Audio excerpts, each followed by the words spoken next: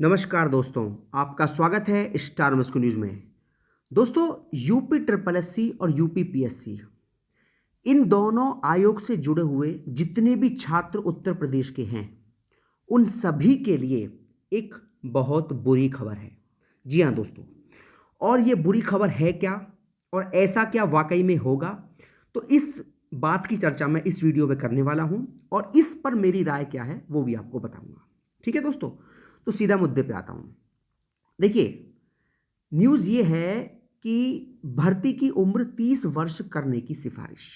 ठीक है, अभी 40 वर्ष तक के अनारक्षित व 45 वर्ष तक के आरक्षित वर्ग के अभ्यर्थी कर सकते हैं आवेदन। अब 30 व 35 करने की हो रही तैयारी। दोस्तों, ये न्यूज़ पहले क्या है, इसे पूरा पढ़ लेते हैं, उसके बाद आपको बताता हूं इसमें क्या क्या संभावनाएं बन सकती हैं। देखिए, इसमें लिखा है उत्तर प्रदेश के सरकारी सेवाओं में भर्ती की अधिकतम उम्र में बदलाव। फिर चर्चा शुरू हो रही है इस पर, और इसे 40 से घटाकर 30 वर्ष किया जा सकता है। ठीक है, आप ये बात जानते हैं कि चाहे यूपी ट्रिपल एससी की कोई भर्ती हो और चाहे यूपी पीएससी की कोई भर्ती हो, सब में जो उम्र है वो 18 से 40 और 21 से 40 वर्ष है। ठीक है, अब इसे 30 वर्ष करने की तैयारी चल रही है। इसके अलावा एक बार सरकारी सेवा में आने के बाद दूसरी सरकारी सेवा के लिए आवेदन के अवसर भी सीमित करने की योजना है। विभागीय कर्मियों की संख्या का युक्तिकरण, प्रभावशीलता व दक्षता में सुधार के लिए गठित समिति ने सरकारी सेवाओं में नियुक्ति के लिए निर्धारित अधिकतम आयु सीमा सामान्य वर्ग के लिए 40 से घटाकर 30 और आरक्षित वर्ग के लिए 35 वर्ष किए जाने की सिफारिश की है। ठीक है दोस्तों, एक तो इसमें इन्होंने की है एज की बात, और दूसरी जो बात की है वो है सरकारी सेवा में भर्ती के बाद कार्मिक को अन्य सेवाओं की परीक्षा में शामिल होने के लिए अधिकतम 2 अवसर देने का सुझाव दिया गया है। इसी तरह यदि कोई अभ्यर्थी अन्य परीक्षा में शामिल होने के लिए आवेदन करता है तो उसे पहली बार कार्यभार ग्रहण करने के लिए 1 वर्ष का वेतन रहित अवकाश स्वीकृत करने की व्यवस्था करने की संस्तुति भी की गई है। देखिए, अब इसमें दो बातें हैं। सबसे पहली बात तो है जो उम्र है वो 40 से 30 वर्ष करने की बात है, और दूसरी जो बात है वो है कि जो छात्र पहले से सरकारी नौकरी कर रहा है तो उसको केवल 2 और मौके मिल सकते हैं दूसरी जगह फॉर्म भरने के और एग्जाम देने के। ठीक है, तो इन दो बातों पर इसमें लिखा गया है।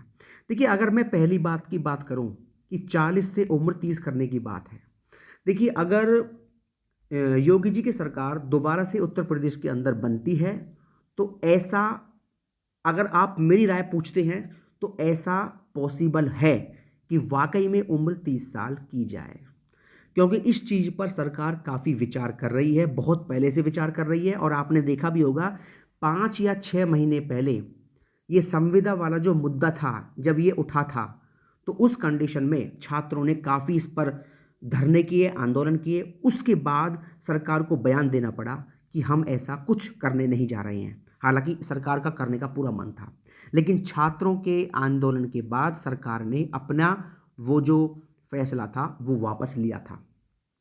ठीक है, तो मैं आपको बता दूं, अगर योगी जी हमारे दोबारा से सीएम बनते हैं तो ऐसा बिल्कुल 100% पॉसिबल है कि ये जो उम्र है ये 40 से 30 वर्ष करी जाएगी।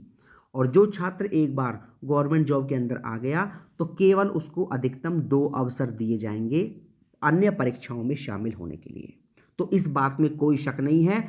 मेरी राय में आप जानोगे तो इसका जवाब होगा हाँ, सरकार ऐसा करेगी, कर सकती है, नहीं करेगी। और आने वाले 1 साल के अंदर ये नियम 100% सरकार के द्वारा लागू कर दिया जाएगा। ठीक है दोस्तों, जो एक खराब नियम होगा, एक बहुत ही बेकार नियम होगा, और ये सीधा सीधा उत्तर प्रदेश के छात्रों के साथ नाइंसाफ़ी होगी और बेईमानी होगी। ठीक है, जबकि और राज्य की अगर मैं बात करूं, चाहे वो मध्य प्रदेश की बात करूं, चाहे मैं राजस्थान की बात करूं, तो इन सभी राज्यों में एक नियम लागू है कि वहाँ जो परीक्षाएं होती हैं तो कम से कम 50% सिलेबस उन्हीं की एग्ज़ाम, उन्हीं की जो इतिहास भूगोल है वहीं का देते हैं। इससे क्या है, बाहरी छात्रों को आने पर रोक लगती है। लेकिन उत्तर प्रदेश के अंदर क्या है, ऐसा नहीं है, यहाँ कोई भी छात्र आकर परीक्षा दे सकता है। तो बहुत से पॉइंट ऐसे हैं जिन पर उत्तर प्रदेश के छात्रों के साथ नाइंसाफ़ी हो रही है। जब आप यूपी के एग्ज़ाम ले रहे हो तो कम से कम 40% सिलेबस आपको उत्तर प्रदेश का देना चाहिए। ठीक है, जबकि ऐसा नहीं हो रहा। तो इससे साफ साफ पता लग रहा है कि जो उत्तर प्रदेश के छात्र हैं इनके साथ बिल्कुल नाइंसाफ़ी चल रही है। ठीक है, तो दोस्तों ये खबर है यूपी की भर्तियों को लेकर, जो कि एक बेकार खबर है सभी छात्रों के लिए। ऐसा नहीं होना चाहिए, मैं इसकी निंदा करता हूं और मेरा चैनल और मैं दोनों ही इसकी घोर निंदा करते हैं।